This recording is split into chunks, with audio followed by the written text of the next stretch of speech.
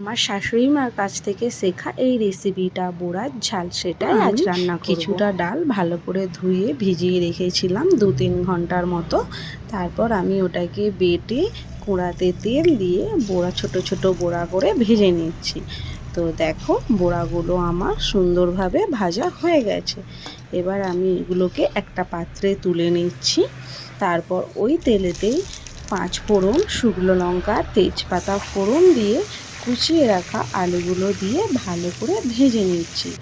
লাল লাল করে ভাজা হয়ে যাওয়ার পর ওতে দুটো বড় সাইজের পেঁয়াজ কুচি করে দিয়ে আবারও ভেজে নিচ্ছি। ভাজা হয়ে গেলে 3-4টে টমেটো কুচি করে ওর মধ্যেই দিয়ে দেবো। সামান্য একটু নুনও দিয়ে দিয়েছি যাতে টমেটোগুলো ভালোভাবে গলে যায়। তো দেখো টমেটোগুলো খুব সুন্দরভাবে গলে গেছে। এরপর আমি ওতে সর্ষে বাটা, শুকনো লঙ্কার গুঁড়ো, হলুদ গুঁড়ো, নুন দিয়ে ভালো করে একটু কষিয়ে নিচ্ছি। সামান্য জলও দিয়ে দিলাম যাতে মশলাটা না পুড়ে যায়।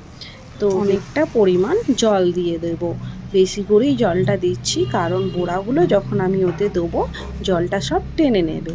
তো জলটা দিয়ে আমি ঢাকা দিয়ে দিচ্ছি আলুগুলো সিদ্ধ হওয়ার জন্য। তো আলুগুলো সিদ্ধ হয়ে গেলে আমি এক এক করে সব বড়াগুলো ওর মধ্যে দিয়ে ফুটিয়ে নামিয়ে নেব।